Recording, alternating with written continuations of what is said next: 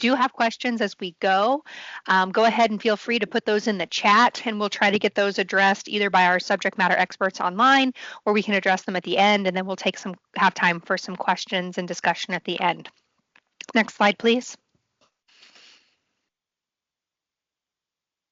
So today we'll provide you a study overview, a summary of our alternatives that we considered, and then our environmental folks will take over and provide the environmental consequences that they have found. We'll look over our system plan recommendations, our schedule, and then how you can submit comments after the presentation today. Next slide. Hey, Ginger, this is Max.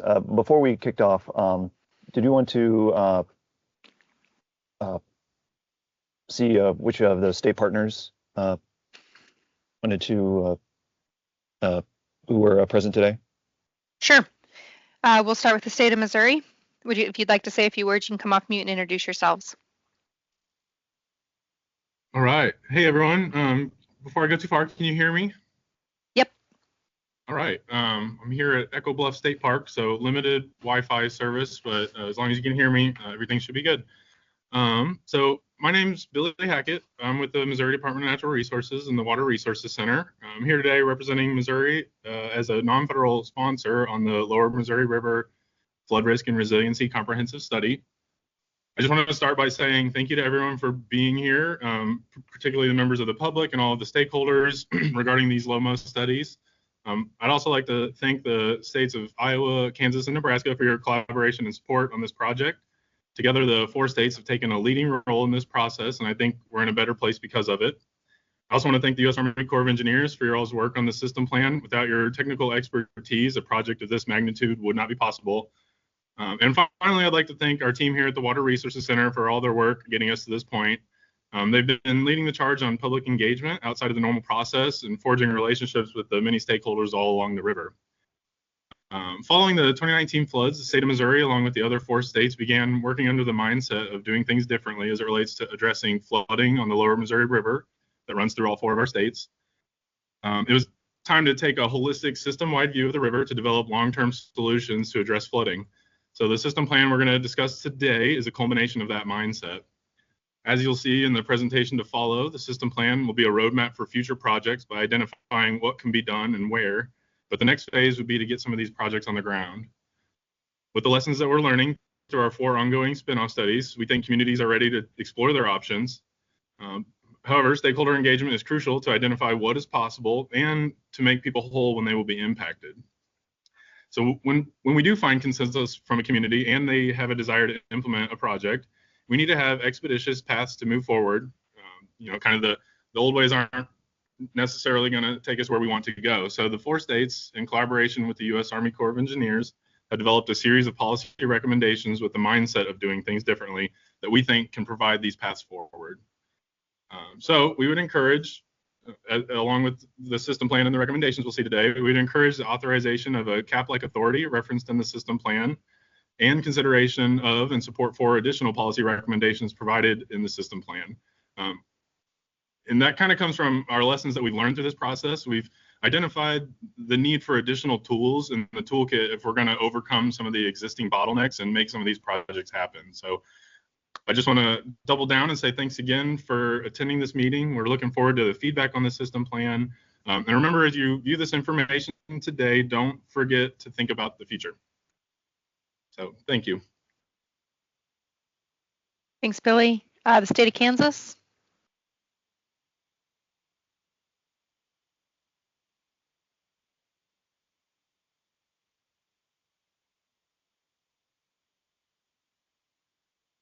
Okay. State of Nebraska. Hi, this is Hudson, state of Nebraska. Former Nebraska Department of Natural Resources is one of those 4 long-federal sponsors. I just want to second Billy's statement. I don't have anything new to add on to it. Thanks to everybody for attending this call. I guess we have 4 in-person meetings in the 4 states. So hopefully you can attend those personal meetings. Maybe we can have some more time to take a look at some detailed recommended measures in each river reach. Without overdue, I guess I yield to my friend at Iowa, I think.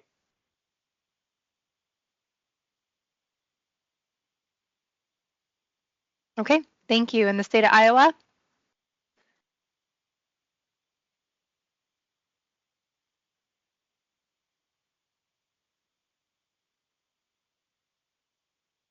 Okay. I think we will go ahead and move on then to our study overview. So if you've been here from the beginning with us, you'll remember that our study area is composed of the lower 735 river miles of the lower Missouri River, starting in roughly Sioux City, Iowa to the mouth in St. Louis, Missouri, which two districts, the Omaha district and Kansas City district, have the jurisdiction and work together on this study.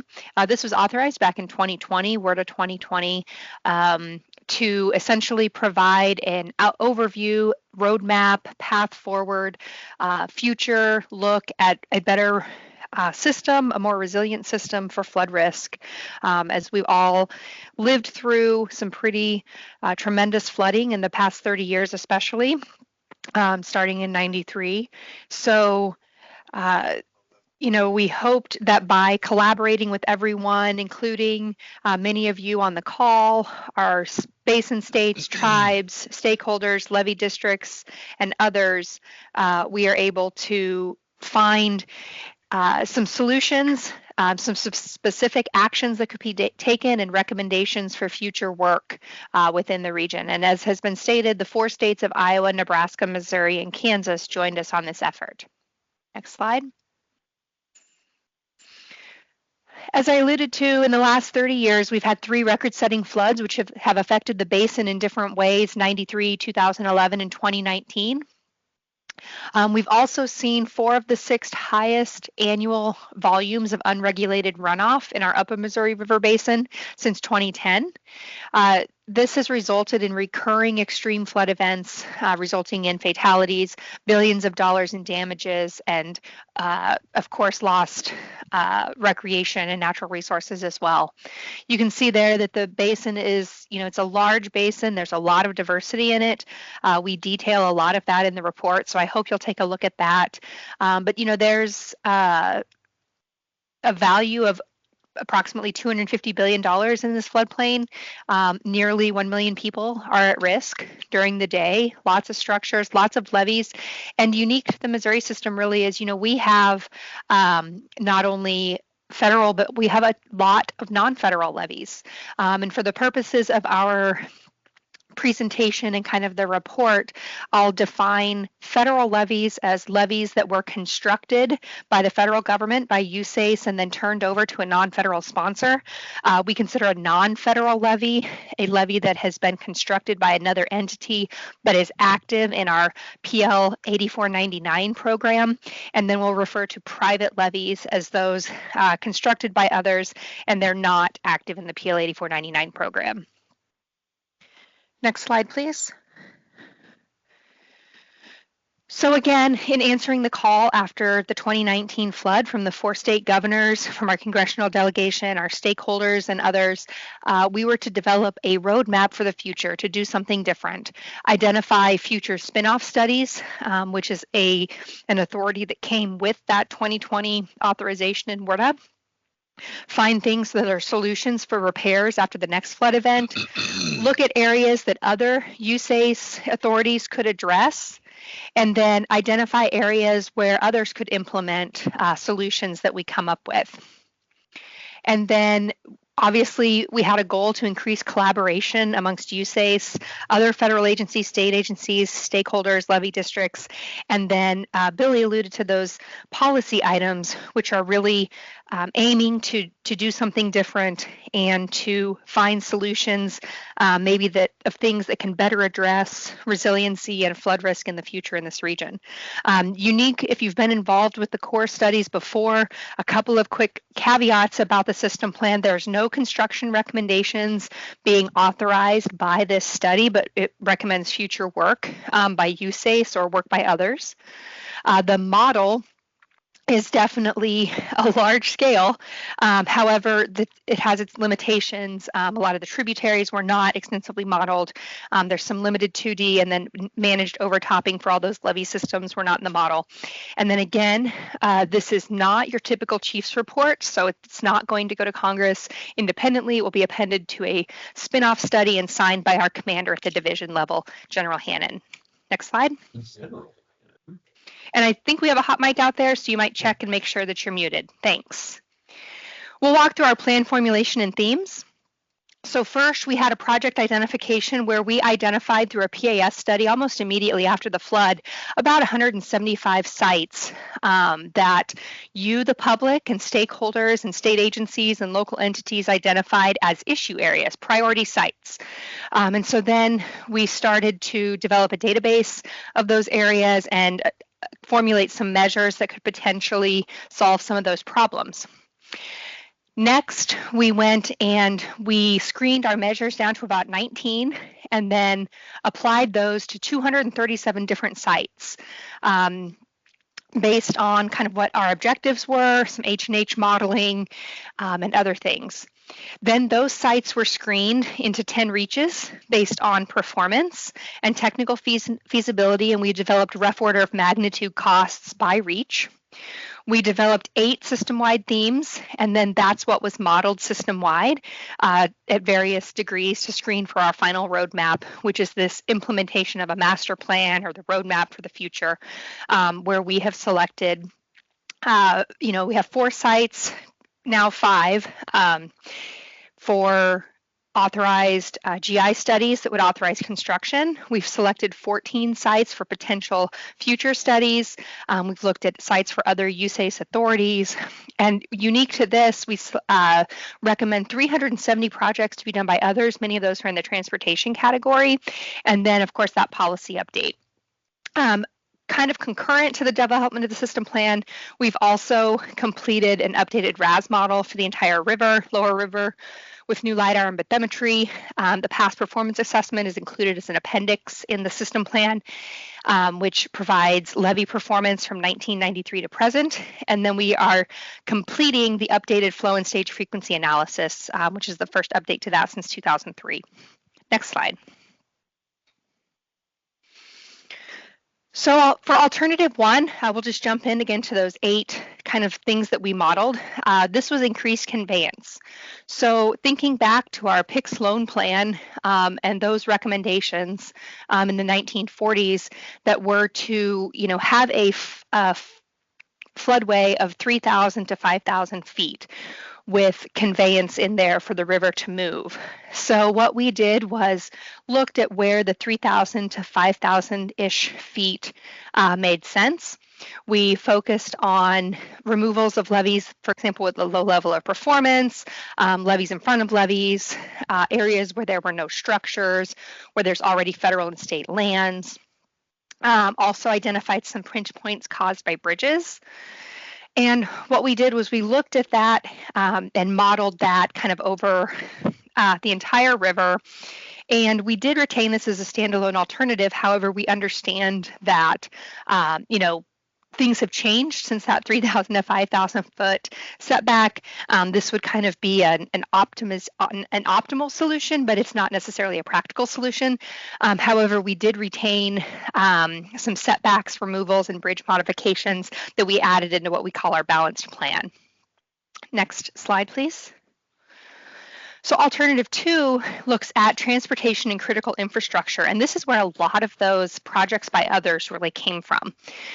We looked at and tried to identify roads inundated by that 1 in 100 AEP event.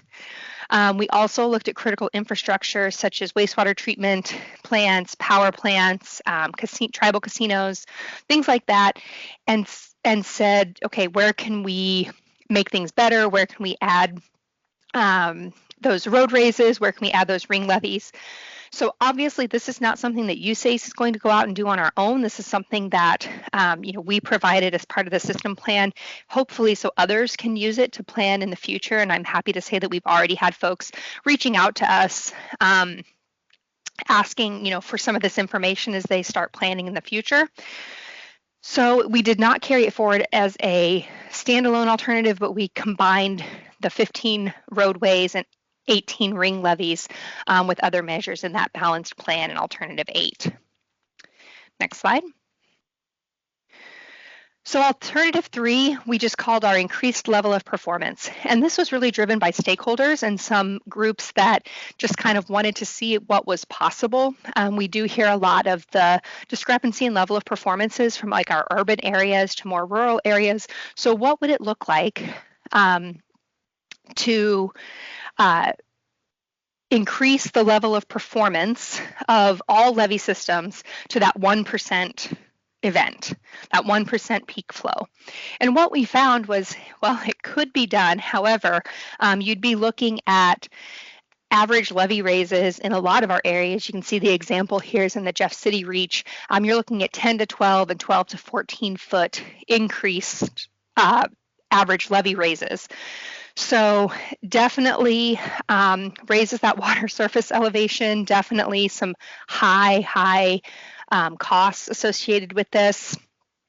And so alternative 3, if you want to go to the next slide, Max, alternative 3 kind of then leads into alternative 4. So we said, okay, what about an increased level of performance, but we also provide some increased conveyance at the same time. So rather than just raising those levees in place, what does that look like? And what we found was the average raise goes down by about 2 feet. So the average raise under that previous alternative was about 6.2 feet, whereas the average raise with a little bit of conveyance is about 4.84 feet. And it also allows you to look at a lot less miles of levee raise.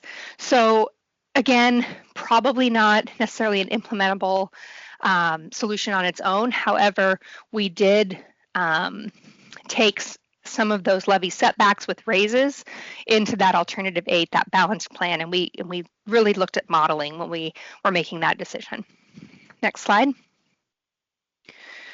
So alternative 5 is called resiliency, and this is having existing levee systems perform better during flood events through various measures. You can see there on the top right, planned overtopping and erosion protection, raising or armoring tiebacks, seepage improvements, improved or reconstructed revetments, reconstruction of pipes, and structure reconstruction. Again, this was something that was very driven by stakeholders, by the state partners, by levee districts, because a lot of these measures are things that are currently unattainable to a lot of rural levee districts. They're a responsibility of O&M, and they're also very expensive. So we identified 337 resiliency measures on 126 levee units. We kind of ranked those by priority and looked at the benefits. You know, can we prevent some levee breaches? Can we provide a reduction in damages to the levee and to the people behind it, the structures behind it, the ag production around those systems? So how can we get people back to normal faster as that flood event wraps up?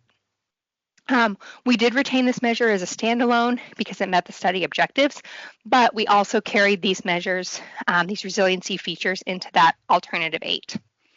Next slide. For non-structural, many of you would think of this as things like elevations, wet and dry flood proofing. There's also some that don't really fit the Missouri River corridor, like flood warning systems and things. Our floods are more slow moving. We don't have a very flashy system in the Missouri River. So what we did was a very high level look at the areas along the river.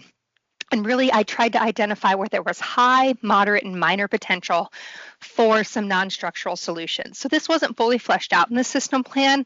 If you remember that structure number I gave you before, that would be not possible to do in the time period and with the amount of money that we had on the study.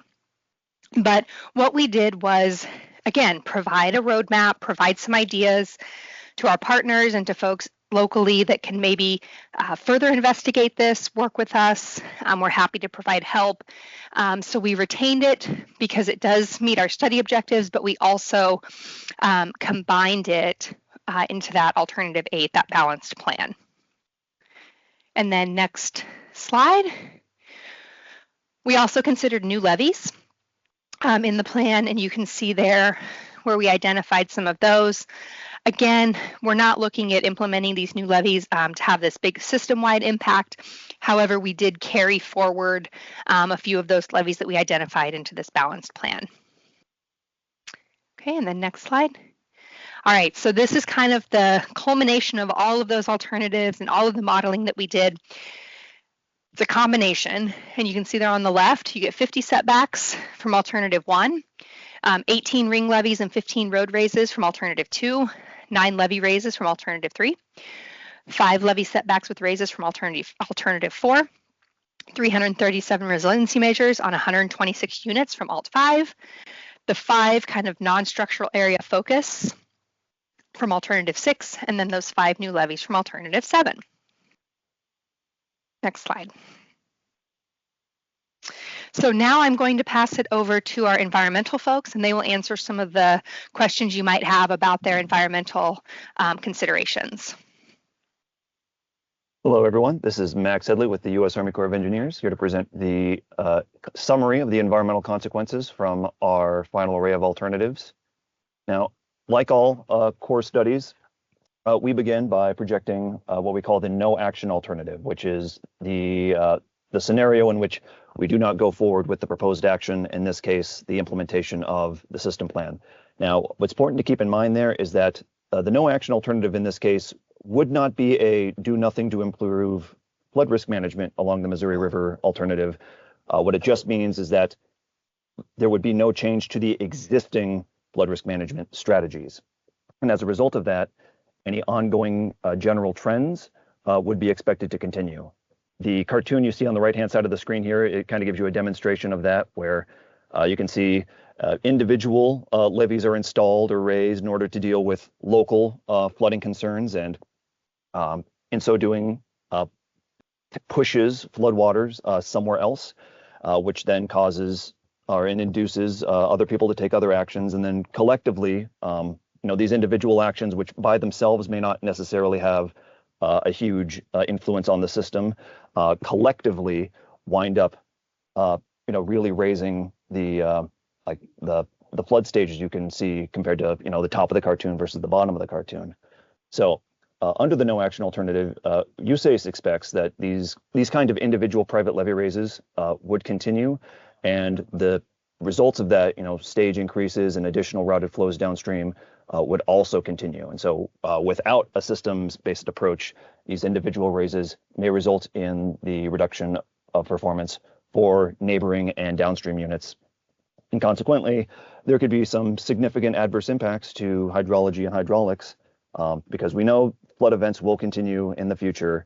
And without a systems-based approach, there's a chance that these impacts will just continue to exacerbate. And those H&H impacts themselves wind up causing additional impacts, most notably to the physical safety and economics of the floodplain communities. People need to evacuate during these events. Businesses, structures are damaged. Businesses, take a big economic hit. There are significant disruptions to transportation, which then feeds back into the physical safety and economics of these floodplain communities. If the roads are closed, people have a harder time evacuating, so on. Farmland throughout the system would also remain vulnerable to flooding. Those farm soils would be subject to erosion from these potentially increased flood events. There's water quality impacts downstream of that. And throughout all of this, the habitat throughout the lower Missouri River system would remain in its current state, which is by and large fragmented and disturbed in most instances. So that forms our basis of comparison that our 4 action alternatives get compared to. So the first one that made it to the final array, alternative 1, increased conveyance. Just as a reminder, this one includes levee setbacks, levee removals, and modification of bridges, all with the intention of essentially widening the floodplain to reduce pinch points for floodwater and just allow the system on the whole to convey floodwater more efficiently. This would come with some benefits and some adverse effects depending on where you are. There would be localized stage reductions compared to existing or future without project levees due to water spreading out over a wider area, provided you were on, say, the landward side of a levee, but when the levee gets pushed over, there would also be areas that are losing levee coverage, and so they would be exposed to floodwaters more frequently. In addition to that, the reduction of pinch points does address water, backing up, say on the upstream end of a bridge. If we widen that out, water can pass through more quickly, so the stage on that upstream end may be reduced, though the result of that also would be in the immediate downstream area may see an increase in floodwaters because it's not being pinched off right upstream. So as a result of that, some areas would experience lower flood stages and some other areas would experience higher flood stages. We've done quite a bit of modeling to try to tease out what the overall net effect would this be, and based on those results, USAID concludes that at the system level, there would be reduced flood risk and a reduction in the associated damages from those floods.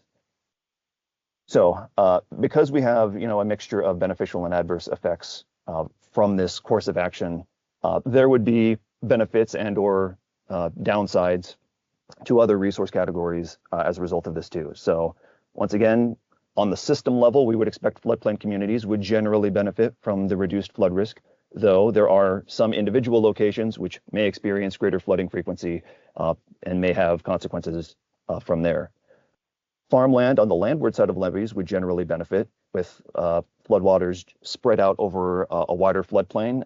The levees would have an easier time managing those floods, although it is likely that these levee setbacks would cause some amount of farmland to lose levee coverage, wind up on the river side of the levee, and some types of prime farmland, really requires protection from flooding events in order to maintain that status. Although on the flip side of that, there are also hydric soils which would benefit from increased inundation frequency because that's the kind of conditions that they were formed in.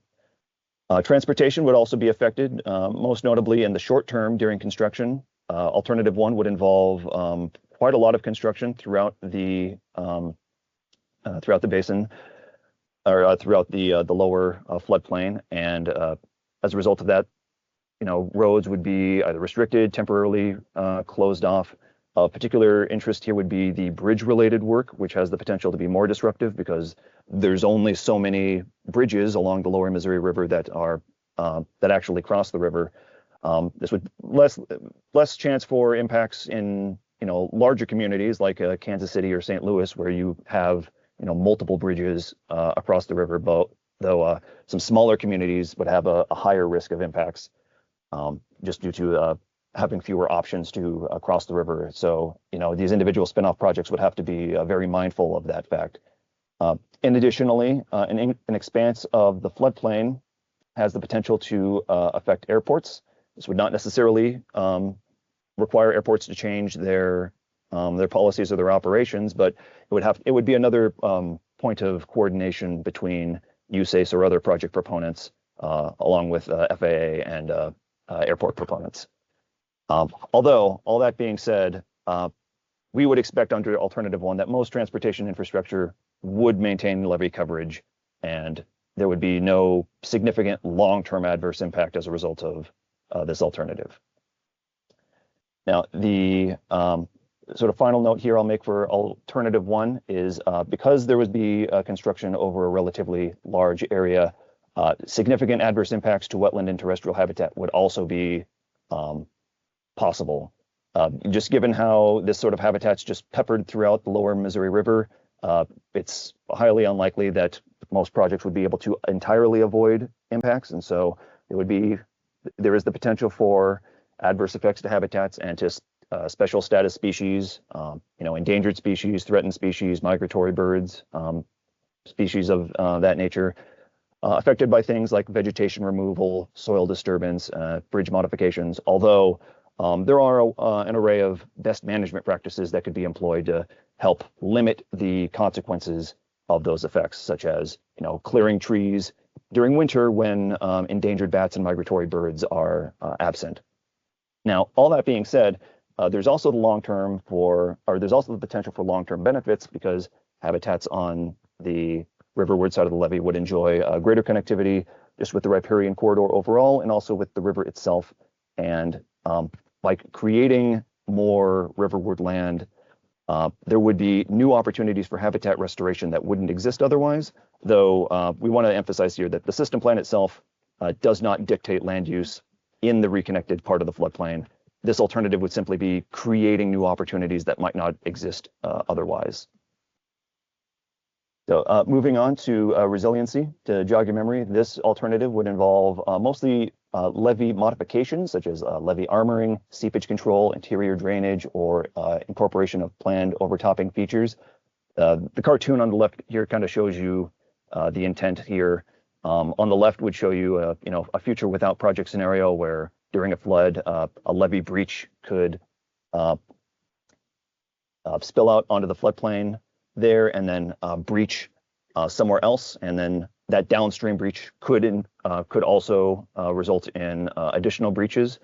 With a planned overtopping feature instead, we would sort of designate an area for all the water to go over the levee, and this would reduce the risk of those unexpected breaches that would be harder to predict. So as a result of this, the system would be more predictable, and the consequences of the flooding would generally be lower as a result of these kind of measures. The construction footprint for alternative 5 would likely be considerably smaller than alternative 1, since alternative 1 would be creating new levee alignments and alternative 5 would just be modifying existing alignments, although there would still be the same general array of construction-related impacts, such as effects to habitat, soils, water quality, traffic, and cultural resources.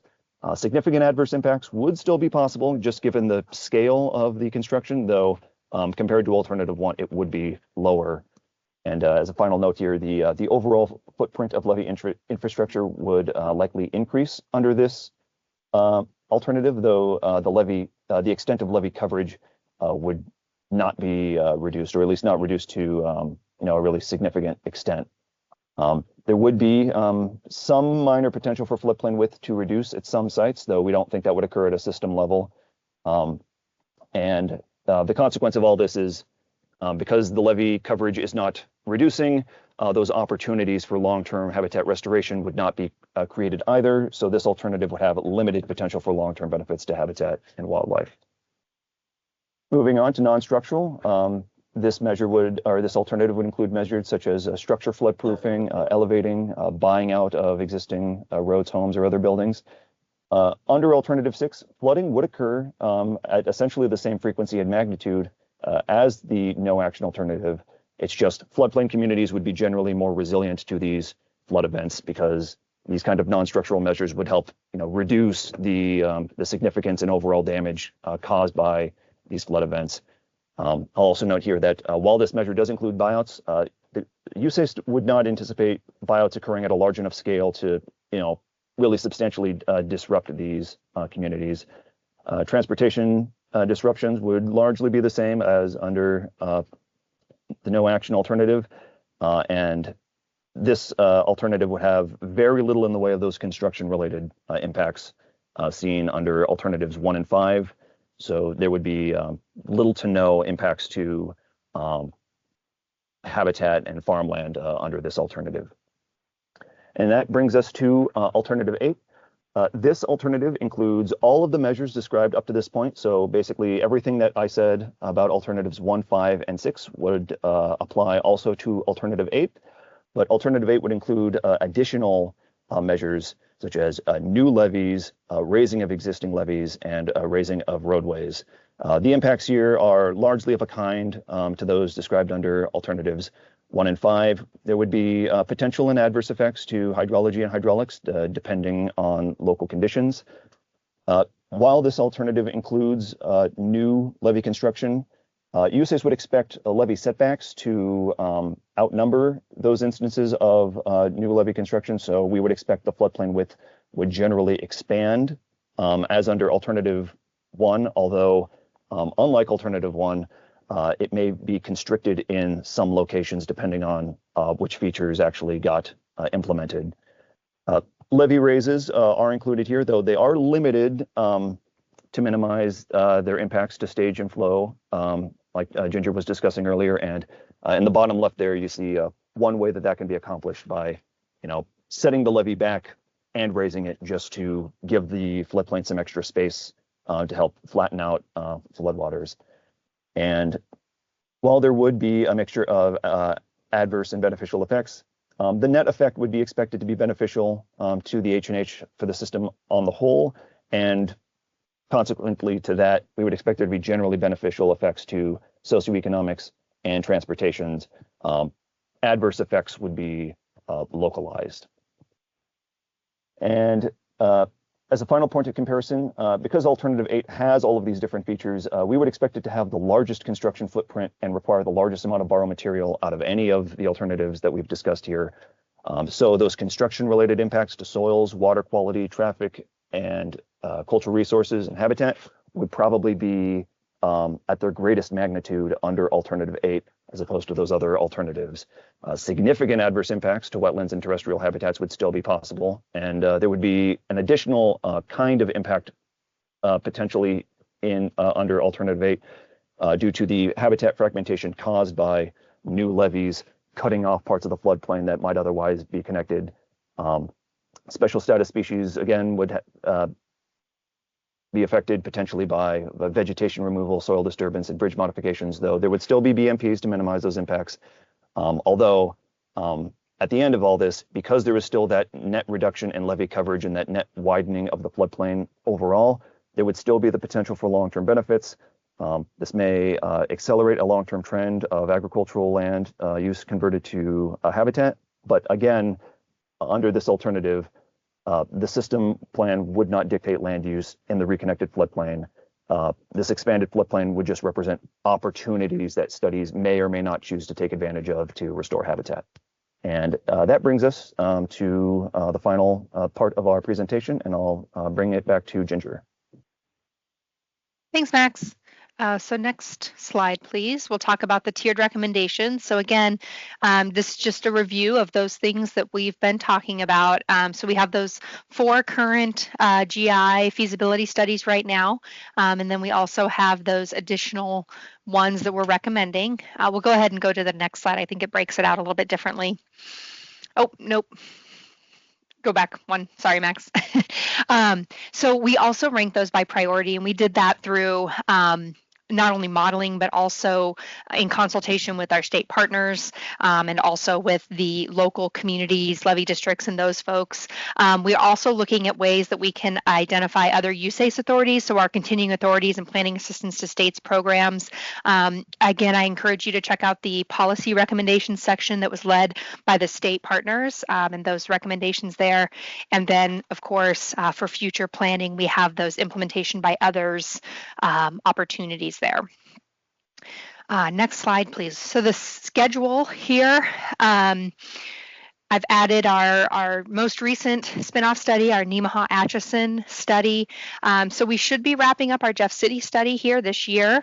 Brunswick-Holt are ongoing, and then Nemaha-Atchison is also ongoing.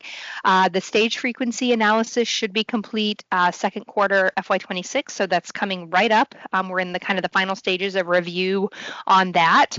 And the system plan, we've actually moved to the left just a little bit. We are going to hopefully get that attached to our Jeff City report and get that up in front of Congress, in front of the administration and others, so that everyone can see the good things that have come out of this effort and all of your collaboration. Next slide. And again, we want to hear from you.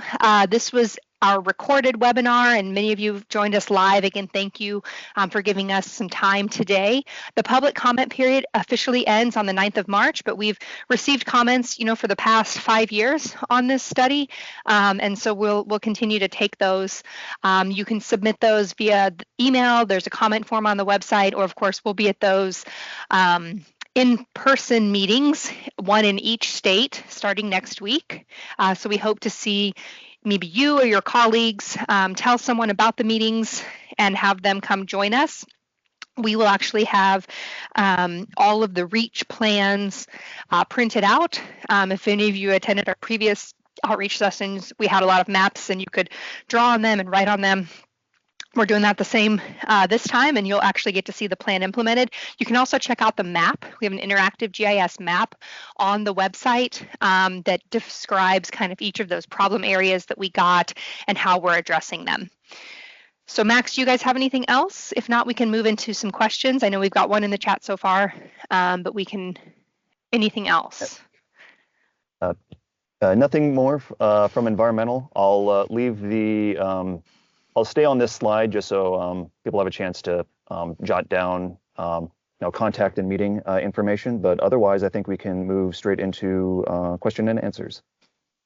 Okay, we had one, are there navigation impacts that are anticipated either during construction or as a result of alternative one, or probably any of the alternatives, duration of flooding or the need for more dredging for channel depths?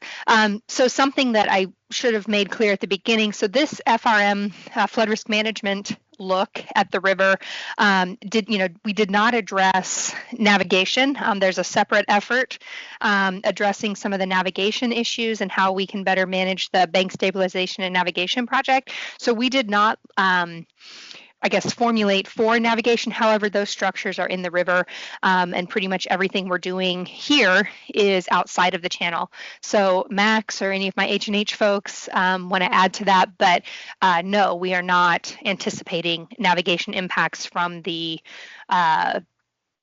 actions proposed to the system plan.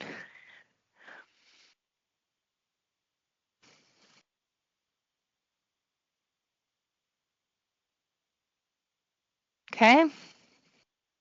Any other questions? Feel free to come off mute if you want to introduce yourself and ask your question.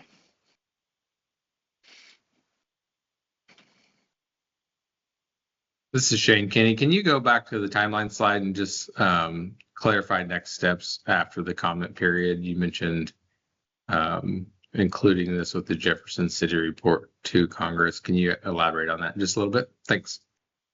Sure. Thanks for joining, Shane.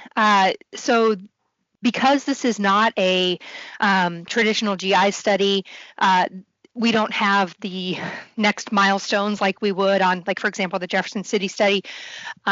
So once this draft report, we will address the comments both from our internal USACE reviews, from our we call it our agency technical review, and then also from your public comments. We will incorporate all of that and basically finalize everything for this system plan, and then it will be attached or appended to, we're calling it, to the Jeff City Chiefs report, which we plan to deliver to our headquarters here sometime this spring. We're in the final reviews on that. So this is your opportunity to comment on the system plan. And then and then it will go forth with the Jeff City study. So those other studies, the Brunswick, Holt, Nemaha, Atchison, those studies will go on as continued. But we wanted to get the system plan up there to Congress, to the administration, as soon as it was done. So that aligned with the Jeff City study.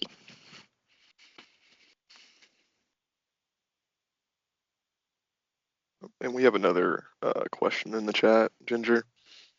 Okay, I understand that the system plan does not dictate land use on connected floodplain, but did the plan modeling evaluate alternative land uses and effects on hydraulic roughness, water surface elevations? I am going to pass that to a H&H resource. I know we've got several folks on here. Yeah, I think I can tackle that one, Ginger. Hi, my name's Gabriel Flanders. I was one of the H&H modelers for the system plan model. I modeled the alternative 3, alternative 4, and I inherited parts of alternative 1. So for the land use, we didn't change the land use within the levied areas, and for the majority of the model, we left that as the same. However, we did run a sensitivity analysis on Alt 1 and Alt 4, where we increased the roughness area in the setback areas, because most of the time when we set back the levees, the original land use was farmland. So most of the manning sands were pretty low. But we assumed that those roughness values would increase over time as the essentially the Missouri River Basin landscape would go back to its natural form, which is usually like woody and brushy undergrowth. So we increased those N values and we kind of evaluated how much that affected the water surface. And usually it didn't have too much of an impact on the amount of conveyance benefit we got. Typically, the larger the setback area, the more impact you saw from increasing the roughness. So you didn't get as much conveyance capabilities, but overall, you still had a net positive impact to conveyance, even with an increased roughness in the setback areas. So.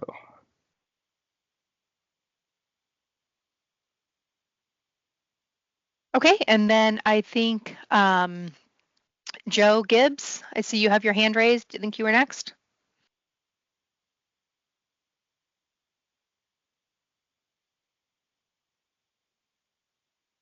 Joe, you want to come off mute?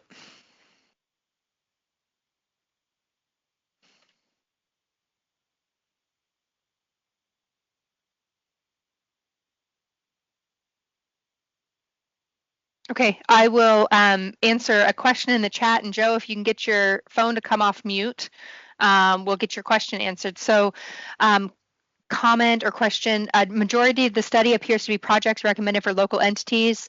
How effective are those recommendations with no funding to actually implement them, and will funding be addressed? So correct, this was an effort that identified both what the federal government through USACE can do and then what other things can do. And one thing, obviously implementation of this is a big question mark at this point, outside of the USACE authorities like the GI studies, the CAP projects, the PAS studies. And so that is something that's largely addressed by the state and their recommendations for the policy changes. That's not something that USACE is necessarily going to lead or that we can advocate for, but that's really a state partner responsibility kind of since the beginning of the study. So I didn't know if one of our state partners kind of wanted to address that at all, or. This is Chris from Missouri. I represent, water resource advocacy for the state and have been a pretty close partner of USACE on the development of the system plan. And Ginger's correct. This is step one in a longer journey to create a plan of a system of infrastructure on the river that kind of helps with the reduction of stage and or resiliency over time.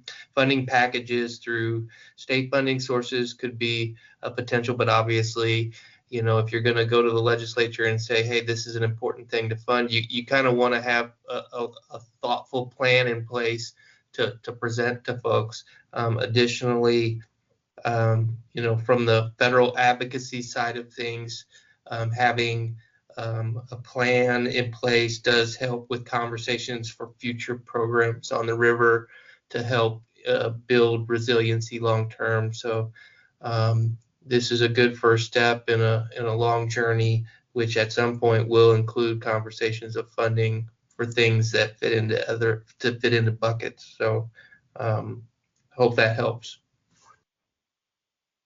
Thanks, Chris. Okay, Joe, were you able to come off of mute and ask your question?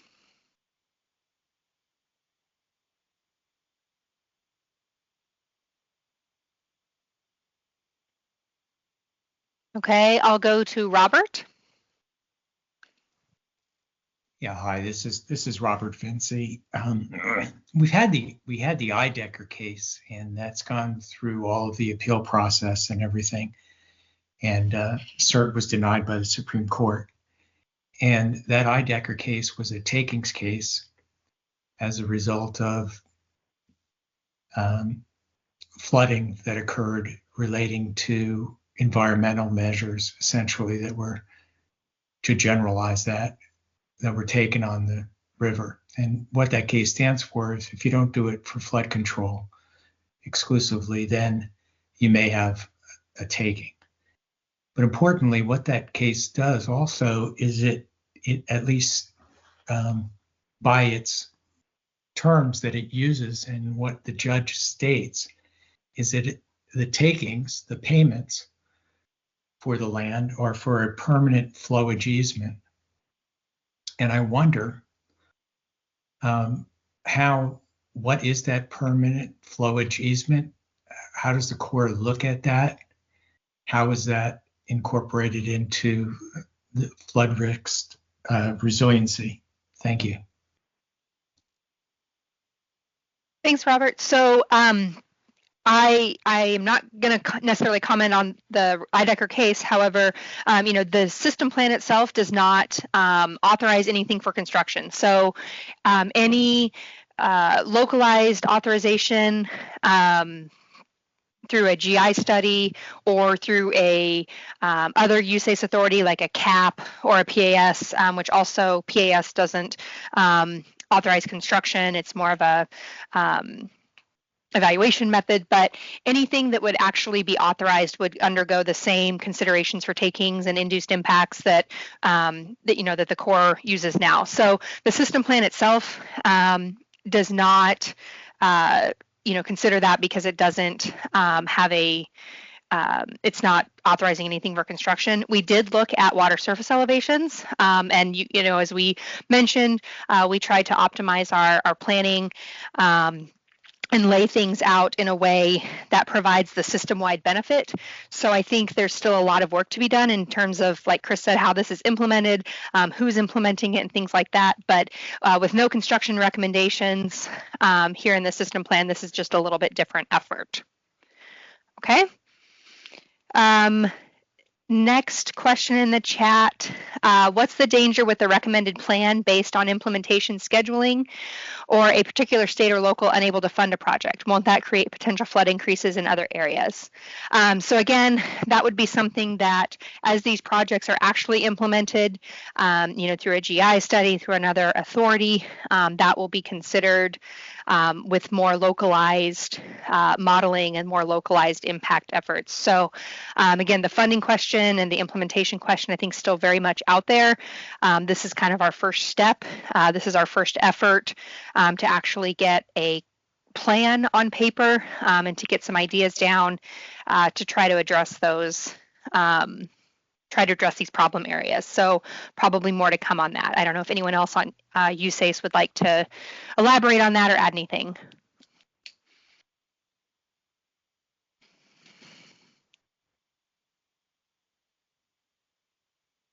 Okay. Joe, one more shot there. If you can get I see your hand still raised. If you can get your mic unmuted, or I don't know if Marcus, if as the coordinator, if you can do that or not. And help Joe out. Yeah, I don't know if I'll be able to do that. Okay. Joe, you can always give us a call as well, or attend one of our meetings, and we'll try to get your question answered. Anything else? Frank Huseman with New Cooperative, just kind of a general question. Maybe it doesn't pertain to the study. If any of these alternatives are set into motion, whether we're widening or lengthening levees, what impact will that have to the channel itself if there is a flood?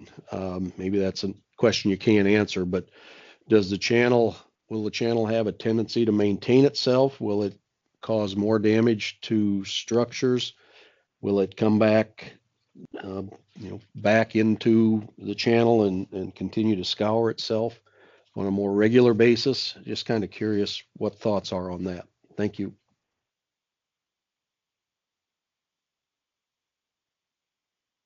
Sure. Taking a look here at my SMEs that are on the phone. So as I mentioned before, we are not looking at the BSNP structures in terms of altering them in any way. And so the BSNP would be expected to continue to perform as it's designed with that self-scouring channel. So again, we're not anticipating that, the structures within the river that make up the BSNP would have impacts.